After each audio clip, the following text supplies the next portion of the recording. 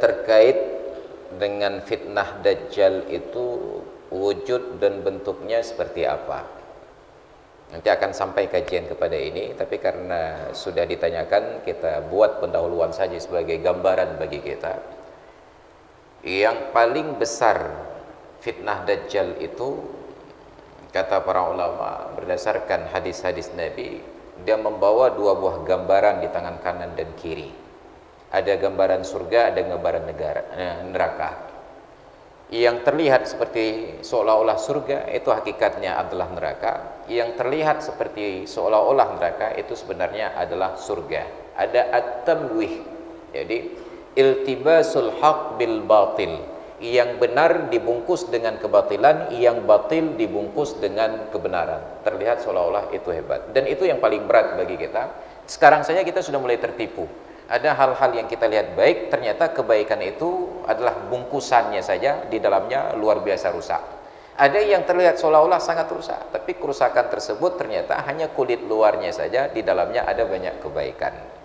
Ada fitnah Dajjal, ketidakseimbangan antara urusan dunia dan urusan akhirat. Maka orang-orang tua kita dulu katakan, Dajjal itu adalah pemimpin yang buta sebelah. Maknanya terbuka mata untuk dunia tapi buta untuk akhirat. Jadi untuk urusan dunia dia anggarkan sebesar-besarnya, untuk ukuran akhirat itu diperkecil mata anggaran dan seterusnya. Itu hanya bahasa konotasi barangkali.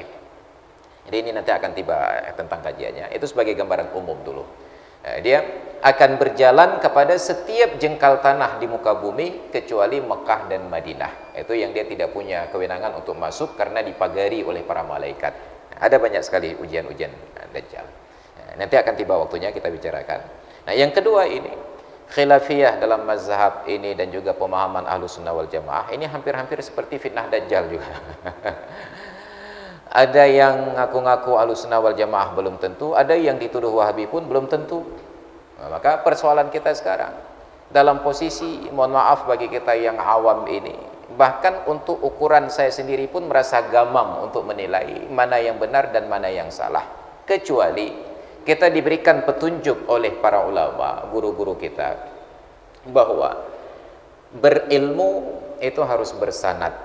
Makna sanad harus berguru kepada guru yang mempunyai silsilah guru. Satu.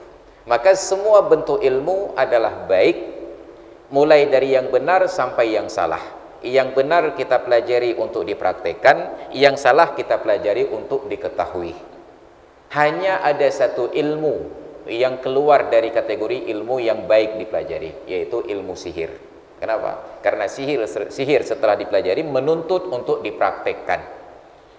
Maka orang yang mempelajari sihir itu diidentikan sebagai orang yang kafir. Yang kali didata oleh KPU atau belum ini? Ya. Jadi kembali kepada persoalan tadi tentang referensi. Kalaulah benar ilmu yang diajarkan, saya hanya ilustrasikan saja dulu.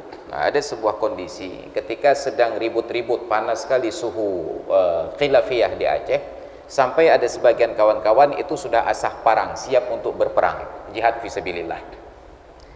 Beberapa hari kemudian, saya ada keperluan di Polresta Banda Aceh.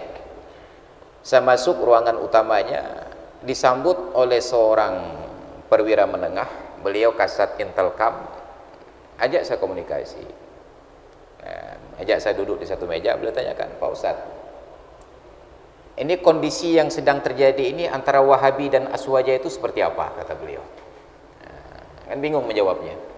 Jadi saya hanya menjawab normatif begini, Pak, yang dituduh Wahabi itu bukan sesat, sebagaimana Aswaja juga demikian. Cuma persoalannya ada yang salah tempat, ada yang salah tempat. Kita tidak bisa mengatakan bahwa Wahabi itu sesat. Kita tidak punya kapasitas untuk menghakimi. Ya. Karena para ulama yang sudah mengadakan muktamar di CES-nya dulunya, itu sampai kemudian mencabut kembali pernyataan yang memvonis bahwa Wahabi di Arab Saudi itu sesat. Mereka kemudian cabut pernyataan ini, karena itu memecah belah umat. Saya katakan kepada beliau, ini hanya persoalan salah tempat. Kenapa Wahabi di Aceh itu dianggap sesat? Saya katakan, sama kasusnya seperti saya yang bermazhab Syafi'i berakidah Asy'ari, kemudian memilih tinggal di Arab Saudi, saya buat pengajian, saya buka siaran radio mengajarkan fikih mazhab Syafi'i dan kemudian akidah Asy'ari di Arab Saudi. Orang Arab Saudi akan tuduh saya sesat. Saya tidak sesat. Maka demikian pula yang kita tuduh Wahabi ini bukan sesat, hanya salah tempat. Harusnya mereka beradaptasi dengan lingkungan Arab Saudi di sana. Ketika datang ke sebuah tempat, apabila salah luruskan, tapi bila bersifat khilafiyah maka jangan digaruk sesuatu yang tidak gatal. Nah, apa contohnya? Mazhab Syafi'i ada aturan salat yang sudah kita pelajari, mulai dari takbiratul ihram, angkat tangan Allahu Akbar, dan melafalkan niat usalli fardal maghribi, usalli fardal isya'i. Itu bukan sesat. Tiba-tiba ada orang yang baru pulang dari mengaji di Arab Saudi datang kemari mengatakan itu sesat, maka minta pakaian, ya, menggaruk sesuatu yang tidak gatal. Yang kedua, sejak dari nenek-nenek kita setiap kali salat yang jihar, maghrib, isya, subuh, tarawih, jumat dan lain sebagainya, bismillah itu selalu terdengar. Bismillahirrahmanirrahim. Tiba-tiba datang orang yang entah karena kapasitas ilmunya sangat tinggi, mengabaikan kearifan ini, sok-sok malim. Nah, begitu datang langsung Allahu Akbar, Alhamdulillahi Rabbil Alamin. Bukan salah, cuma salah tempat. Kenapa? Kita besar dengan tradisi terdengar bismillah dulu, tiba-tiba hilang bismillahnya. Jangankan kita yang ilmunya pas-pasan. Ramadan tahun lalu ada seorang ulama dari Mesir yang ahli qiraat. Siapa nama Syekh apa? Iya, Syekh Daud. Ya, lupa begitulah namanya. Beliau datang kemari. Suatu malam saya diundang ceramah tarawih di Masjid Baitul Musyahadah di Setui. Saya ceramah, kemudian ada kawan kita pimpin sholat isya. Begitu akan sholat tarawih, pendamping beliau ini umumkan kepada jamaah bahwa yang akan mengimami sholat tarawih kita dan witir nantinya adalah Syekh Fulan bin Fulin, dan beliau itu adalah ahli tajwid qiraah sab'ah yang sengaja datang ke Aceh untuk mengajarkan kita tentang bacaan Al-Quran, tahsinul qiraah. Dan nanti beliau akan baca Fatihah dan juga surat-surat setelah Fatihah dengan qiraah Fulan bin Fulin, yang ciri-cirinya nanti pada bacaan Fatihah Maliki Yaumiddin dibaca pendek. Biasa kita baca Maliki Yaumiddin. Bacaan beliau ini Maliki Yaumiddin sudah diingatkan dari awal. Maka berlanjutlah dalam salat tarawih. Saya berhenti di 8 rakaat, bukan karena saya Wahabi, karena belum sempat istirahat. Kalau saya lanjutkan 20 itu hanya untuk menunjukkan bahwa saya orang 20, bukan karena Allah. Saya berhenti di 8 rakaat, keluar. Di pintu samping masjid saya dicegat oleh kawan-kawan yang mengenal saya sebagai ustaz. Langsung dicegat, "Ustaz, aneh dah lagu tarawih malamnya deh." Saya, "Aneh kenapa?" "Fatihah benar, Maliki Yaumiddin panek tatma," katanya. Mahnya pendek sekali. Saya tersenyum, "Bang, tadi kan sudah diingatkan di awal sebelum imam masuk ke dalam takbir bahwa imam kita ini akan membaca Fatihah dengan qiraah Fulan bin Fulin yang Maliki Yaumiddin itu dibaca pendek. Jadi sah salatnya Ustaz?" "Sah, hanya kita saja yang gelisah." Saya bilang. Salatnya sah, hanya kita saja yang gelisah. Ini menunjukkan gambaran bahkan ketika yang mengimami salat itu orang Arab raya panjang, memulai dada, hidung mancung, badan pucat, sangat ahli di bidangnya, masyarakat tidak nyaman. Apalagi kita yang memimpin salat dengan gaya yang aneh-aneh, hidung mancung ke dalam, pesek, kemudian pane hitam, tampil aneh-aneh, maka lebih berhak untuk digugat oleh masyarakat. Jadi ini bukan persoalan benar dan salah, ini persoalan mendobrak tradisi. Maka di dalam dakwah, ud'u ila sabili rabbika bil hikmati wal mau'izatil hasanah wajadilhum billati hiya ahsan. Dakwahkanlah, ajaklah ke jalan Tuhanmu bil hikmah. Hikmah itu ada hal-hal yang baik yang kita sampaikan, nasihat, contoh, keteladanan. Wal mau'izatil hasanah, dengan mau'izah, keteladanan yang baik dari para pendahulu-pendahulu kita. Ada persoalan khilafiyah, wajadilhum billati hiya ahsan, dan bermujadalahlah, berdiskusilah dengan menawarkan konsep yang sebenarnya lebih baik. Tapi yang harus kita tahu, baik pada teori belum tentu baik pada praktek. Dan kebaikan itu sangat relatif. Yang menurut saya ini baik, di tempat itu belum tentu baik. Makanya saya dalam perjalanan pengajian seperti ini, kalau ditanya kenapa malah sekali mengimami sholat, karena ada beberapa tempat pengajian saya tidak sanggup untuk merekam dengan baik kebiasaan di satu tempat. Apakah di sini setelah sholat ada wirid, tidak ada wirid? Jangan-jangan tidak ada wirid. Begitu sekali-kali saya disuruh jadi imam, saya bawalah wirid. Setelah saya selesai sholat, bertengkarlah masyarakat sepanjang tahun. Yang saya udang yang jadi imam. Nah, maka suatu hari 2005 saya baru pulang dari Mesir, diundang oleh kawan-kawan di Masjid At-Taqwa Setui, Masjid Taqwa Setui yang Jalan Selawah. Itu pertama kali saya khutbah di masjid yang namanya Taqwa. Begitu sampai dengan kain sarung dan pakaian kebesaran saya, disambut oleh panitia di luar. Setelah salam, langsung saya todong dengan pertanyaan, kalian ini nggak salah mengundang saya? Pertanyaannya. Kaget mereka menjawab, kenapa Ustaz? Saya ini orang Dayah dengan kain sarung, sedangkan masjid ini Taqwa milik Muhammadiyah. Ya, mereka jawab dengan senyum, nggak apa-apa Pak Ustaz, kami Muhammadiyah moderat. Oh boleh. Kenapa? Jangan sampai gara-gara saya hadir sekali khutbah, ribut di masjid itu sepanjang waktu. Maka sejak dari saat itu, setiap tahun saya tetap dapatkan jatah 2 kali untuk menjadi khatib. Dan tetap saya jaga, saya geser tempat lain untuk masjid tersebut. Kenapa? Karena ini adalah untuk mendekatkan pemahaman antara Muhammadiyah dengan saya yang berbasis Dayah. Dan saya praktekkan khutbah dengan gaya Dayah sampai sekarang nggak ada yang gugat. Sehingga suatu kali di bulan Ramadan saya diundang ceramah subuh.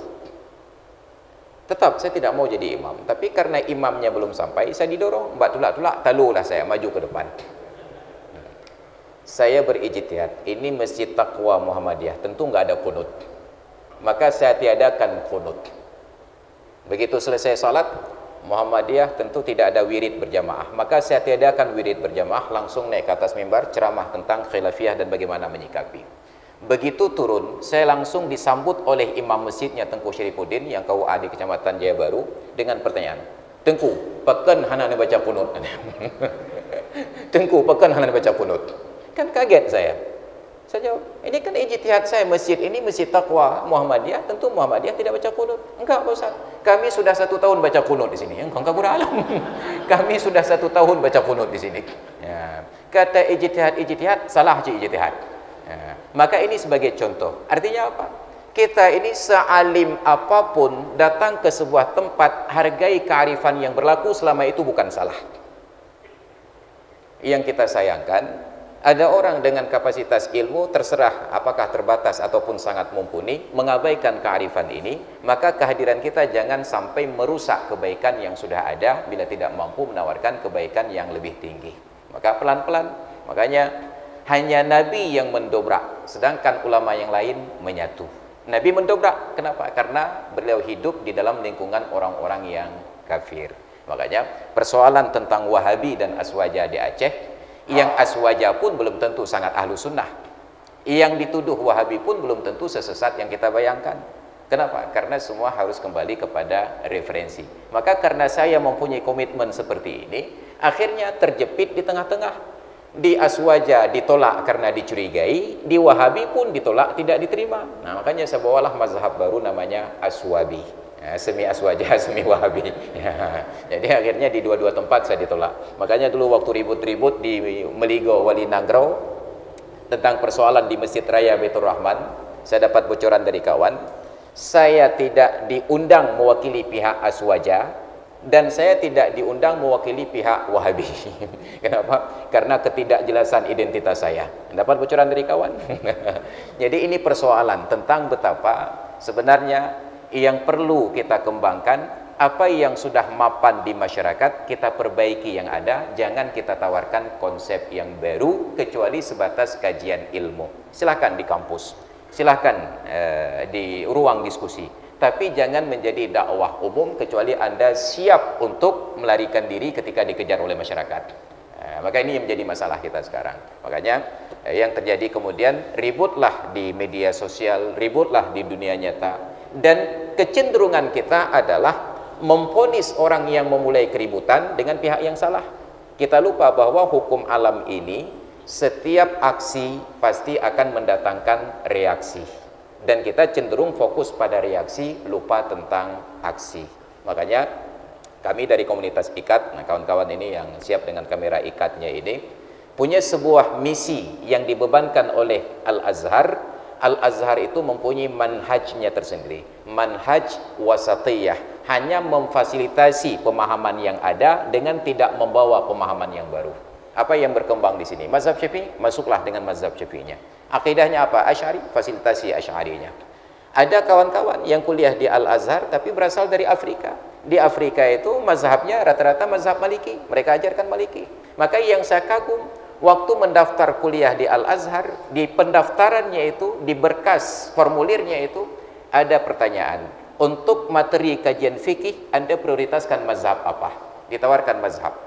Untuk materi akidah Anda prioritaskan mazhab apa? Ditawarkan mazhab. Itu Al-Azhar, institusi pendidikan Islam terbesar dan tertua di dunia. Mereka masih akui mazhab. Tapi kita masuk ke UIN, jangan pakai mazhab. Maka kehebatan UIN dan Al-Azhar, tiba-tiba dihapus mazhab. Nah, ini persoalan terbesar kita. Jadi mazhab itu diakui. Jadi mazhab Al-Azhar membawa manhajnya tersendiri, wasatiyah, tidak miring ke kanan, tidak miring ke kiri, hanya memfasilitasi. Ini prinsip dasarnya. Nah, maka oleh karena itu dalam masyarakat perlu ada sebuah kearifan. Saya kagum misalnya seperti di Masjid Darul Falah Kampung Pinang, almarhum Cutmat, Allahumma ghafir lahu. Beliau setiap khatib yang beliau undang untuk menyampaikan khutbah, itu beliau duduk perhatikan. Bila ada pernyataan dari khatib itu berpotensi untuk merusak kenyamanan masyarakat, begitu khatib turun beliau akan sampaikan, Pak Ustadz mohon maaf, mungkin ke depan Pak Ustadz tidak kami undang lagi. Kenapa? Kami inginkan kesejukan, bukan pertengkaran. Maka dipraktekkan ibadah yang damai. Ada tarawih 8, ada tarawih 20. Tapi 8-20 tidak saling menggugat. Di dalam 20 masuk 8. Yang 8 rakaat lanjut dengan rakaat yang ke-20, rakaat 9, 10 dijadikan witir 2 rakaat pertama, yang rakaat ke-11 dijadikan witir rakaat yang terakhir. Yang 20 tetap lanjut, tidak ada keributan antara 8 dan 20. Maka inilah yang kita harapkan, memfasilitasi bukan kemudian menggugat. Maka keributan tentang Aswaja dan Wahabi sebenarnya dua-duanya pun tidak punya pondasi. Maka yang dituduh Wahabi belum tentu Wahabi, yang mengaku Aswaja belum tentu Aswaja. Karena ukurannya adalah konsistensi kita, kepatuhan kita kepada referensi. Demikian. Oke. Nah, makanya ini sangat penting untuk kita tegaskan kembali. Saya selalu ingatkan kawan-kawan sesama orang yang beraktivitas di dalam dakwah, jangan latah, jangan begitu tahu disampaikan, tapi tidak bisa keluar dari membicarakan khilafiyah. Hanya jangan sampai memponis bahwa ini salah, ini benar. Kita bukan hakim, kebenarannya itu ada nanti di akhirat pada Allah Ta'ala. Cuma ikuti referensi yang ada, selama kita sanggup pertanggungjawabkan referensi yang berlaku secara umum, maka itu yang kita sampaikan, jangan yang aneh-aneh. Demikian, terima kasih.